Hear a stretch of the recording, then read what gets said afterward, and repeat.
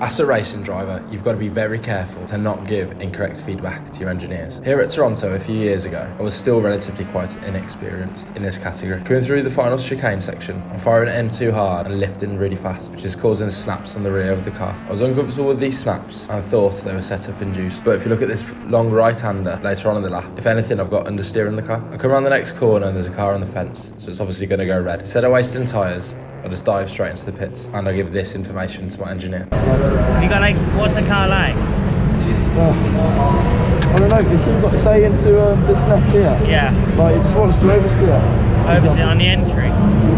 Like more mid-corner, I guess. Okay.